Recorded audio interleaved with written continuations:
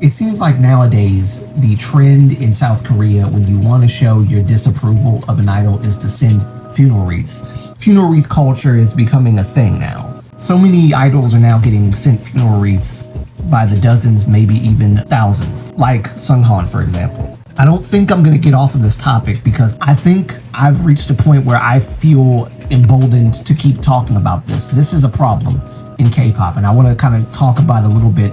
I want to talk to you guys about the parasocial issue in South Korea and how fans feel so entitled to every aspect of these idols' lives. It's dangerous, it's disheartening, it's sickening, it's crazy. I feel like K-pop is facilitating or even creating mental illnesses within these young people. The obsession over idols that companies profit off of is wild. So let's talk about it. There's a weird trend going around in South Korea where it is a thing now to throw all your money into paying for funeral wreaths that are supposed to be to show respect to the dead and the deceased, those who have passed on, and basically put them outside of whatever company building because the artist that it resides in that company did something, I don't know, that normal human beings do on a regular. You know, get drunk, smoke, have girlfriends, have boyfriends, or get married, have kids. Oh, God forbid. God forbid they get married. The reason why the companies don't do anything against these crazy netizens, these crazy Korean K-pop fans particularly, they could really care less about the foreign fans. They care more about the domestic fans. They cater to these people because companies thrive off of parasocial relationships. We all know this, but companies thrive off of this stuff. They make their money off of the parasocial relationships that these children, or at least these people that act like children, have with their idols. It becomes an obsession for these fans. They obsess over them, they become possessive, they become territorial and dictatorial as well. They want to dictate to everything that the idol is doing. And if they can't have their way, they will find a way to stalk this person, which is what I would consider to be parasocial narcissism, where I've invested so much money into you, I am entitled because I have this perceived relationship with this male or female idol. I am entitled to know where you're going, what you're doing, how long are you sleeping, did you brush your teeth, did you comb your hair, did you perm your hair? I think you should get this hair color, not that one, this one, for me, just for me. I have to stalk you. I have to, literally, I'm gonna pay money to go to South Korea and find either the company building, find out how I can get in somehow, I don't know, become a super spy and put on company attire so people won't recognize me and I can just like waltz my way into the building. Or I'm gonna find out what flight you're catching and get in the seat behind you or on the side of you somewhere. I'm gonna find out what your hotel number is so that I can stalk you from the peephole in the door. Maybe find a way to break in. I'm gonna find out what bathroom you went to so that I can collect your feces and your pee because I'm just weird like that. I'm gonna find, yes, this is what they do. I'm going to, these people are crazy.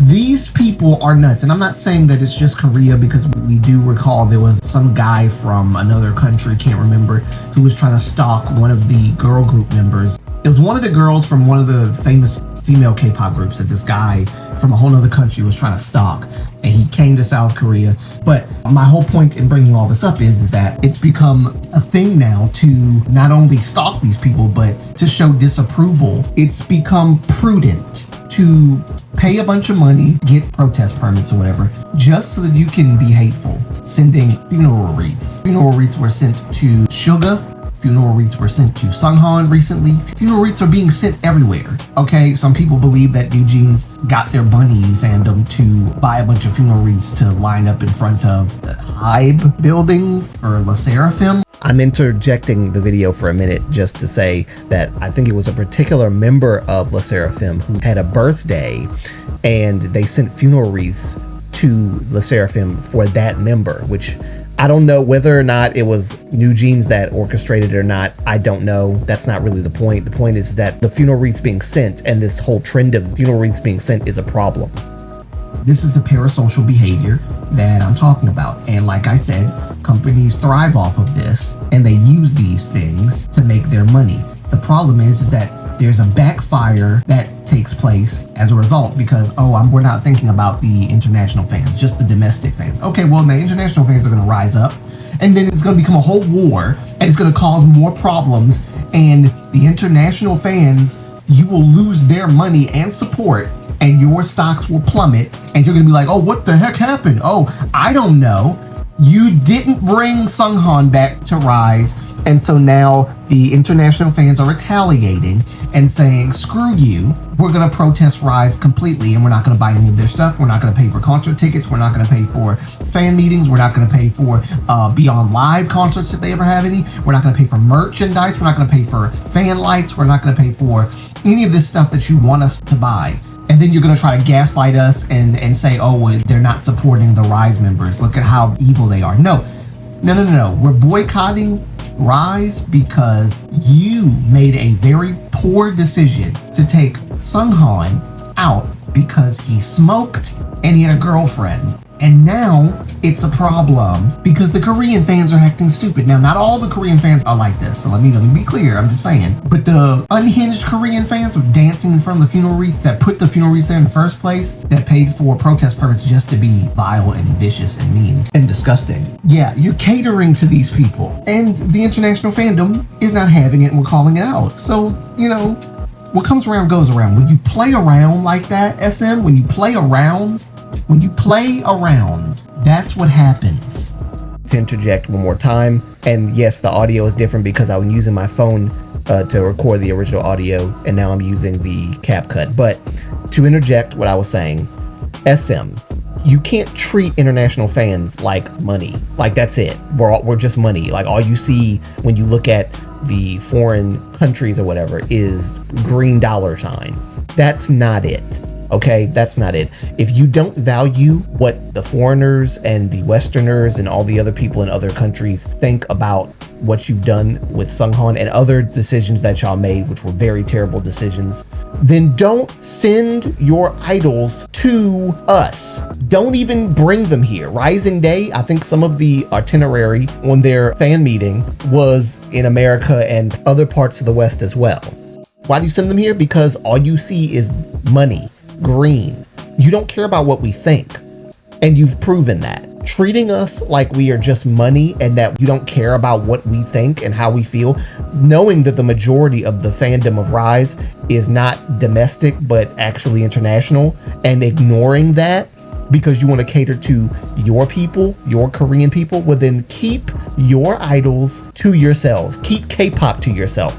Don't branch out. Don't bring groups over here, right? Because that's all you view us as, is just money anyway. But this is what happens when you only view us as money. You get backlash like this, and I hope that it never stops until you learn your lesson and until you maybe bring Seunghan back. And the reason why I'm going so hard with this is because this sets a very dangerous precedent that says that it is okay for companies to condone and to validate the irrational, possessive, parasocial, crazy, unhinged fans and what they want. It's okay to accommodate them. And now everybody who feels like they're being wronged by an idol living a normal life, they're going to take the same action that these unhinged K-pop fans took against Seunghan because it worked. Once you've shown that it worked once, other people are going to do the same thing. And that's how K-pop is going to fall. Your stocks will plummet. I promise you they will plummet. It's okay. It'll only be for a little while. And then they'll forget that Seunghan was a part of the group. And then the stocks will go up. You know what? I hope it backfires on you. I hope it backfires on all of you companies that think that you can take advantage of the international fandom and only view us as money and a paycheck. I hope it backfires like crazy. So don't stop protesting. And now I've even heard that there are K-pop stores worldwide that have joined in the protest against Rise and against SM, and basically mainly SM and their bad decision to get rid of Seunghan. So whilst Korea is like somewhat generally okay with it for the most part, for Seunghan not being there, the international fans are like, we've had enough of this from SM and companies in general. So kudos to the stores for doing this. Like I said, since you view us as just money, just green dollar signs, then we're gonna show you how this works. It's toxic, it's evil. I think it's going too far. It's gotten to the point where fans are becoming too comfortable with idols to the point where they're talking about like periods, yes, and hygiene, and I don't brush my teeth. A Stray Kids member was doing, I guess, a live stream talking to fans, and one of the fans decided to tell him, I don't feel like brushing my teeth. And the guy's like, okay, well, don't brush your teeth. And then when you get holes drilled into your teeth, because, you gotta get fillers to fix the cavities, So, props to him for grounding these weirdos in reality, but it's just like, you're getting way too comfortable with these people. But yeah, I mean, that's all I really wanted to say. I know I had to interject constantly because some of the video, the audio of it is from my phone. So that's why, like, again, you're hearing different audios. And I know that's kind of annoying maybe for some people because of the constant shifting between different audios. But it was a very strong thought on my mind at the time, so I decided to record it straight away on my phone. I think I'm going to talk about this more, definitely. I need to make a thorough video, scripted and all, like fully scripted and analyzed video analysis on the parasocial relationships in the K-pop world specifically, and how bad it is. I mean, I think parasocial relationships in the K-pop space, especially in South Korea with Koreans, is far worse and on a whole nother level than what we have here in the West. Because it's to the point where you're seeing so many K-pop fans acting like this, and then how companies profit off of it is, honestly, I understand this is how they make their money, but it's quite sick. I'm just gonna be honest with you. It's sick to create a system within your business, within your market, where you create a fantasy for these young people. You're creating this world for these young people where the idols are supposed to be their love interest, and the fans eat it up because they're young kids, especially the female fandoms. I don't really see a lot of guys in the fandoms. In boy groups and girl groups, I mainly see it's the female fans that do this. They're the ones that have the most unhinged nature to them that I've seen. I don't normally see guys doing or partaking in this stuff. And I'm not saying that guys don't partake, but I don't see it in the same intensity as when the girls do it. Like, it's a whole nother level. But a company, and this is all companies that thrive, make their money, their bank off of young people who, some of them are young, I would consider kids, some of them are a little bit older, some of them are teens, some of them are strange adults. Not to say that every adult that's into K-pop is strange. Look at me, I'm not strange at all. I just like K-pop. And I'm not crazy and obsessive. But you feed a fantasy to these young people that they invest in because it's hard to even explain how this works. So like I said, I'm gonna definitely need to make a thorough video because I'm not even doing it justice right now explaining it. It's so destructive, and I think it's becoming worse and worse as technology advances, as times change, and canceling people is like the common thing to do when you disapprove of a person's behavior, which is the same behavior as a regular person who works a 9-to-5 job that's not in the K-pop industry. And it's just very sick, it's very weird, and it's unhinged, and I don't like where it's going, the trajectory of the K-pop industry, how it markets their idols in this way, that they have to be perfect always. They have to present this look of perfection, this act of perfection. The perception that fans should have of their idols is that they are the standard in word and deed for how a person is to behave. Basically, they want the fans to believe that humans are actually capable of being robots, because that's what the idols are marketed as, robots that cater to the wishes and whims of the fandom. When one idol gets married or whatever and moves on with their life, because everybody should be entitled to move on with their life, fans go nuts because companies have created this problem. They created this fantasy world for these children and these teens and young adults to pour their money into. And because of the money and because of the things that these fans buy, the fans think that they're actually entitled to the idols' lives, their comings and goings, what they eat, what they drink, where they sleep, how many, like they feel like they are entitled. And I'm not saying that all of them are like this, okay? But they are unhinged young K-pop fans who think they have some stake in their idols' lives because they feel like they have a shot. And companies are thriving off of it. It's a great idea, but it has a lot of problems that I think we need to talk about and address. So I'm gonna get off of here because I don't want this video to be long. I know I like to talk a lot, so I gotta calm myself down and tell myself shut up and move on and end the video so I don't end up having a 30-minute video on my hands. So I'm gonna get out of here. We'll talk about this later. Like I said, I do have the Seunghan Eddie and the BTS member vocal analysis video to do, so I will get start on that. I think I have maybe another video or so to talk about some of this stuff, but I don't know. We'll see if that comes out before the Seunghan Eddie video. Love you guys, and let's keep protesting against SM. And unfortunately, we have to protest against Rise too, but it is for a good cause. This is not to penalize Rise, this is not to hurt Rise, but we want Rise to know that we are on their side, and we have the same feeling and belief that they have, that Rise should have been and should still be 7. And we need to support Rise by protesting Rise. I know it sounds like an, what do you call it, an oxymoron? But we need to support Rise by protesting because it sends a clear message that we are not satisfied and we're not happy about it. So like I said, protest. Let's just keep doing this. Let's keep it up.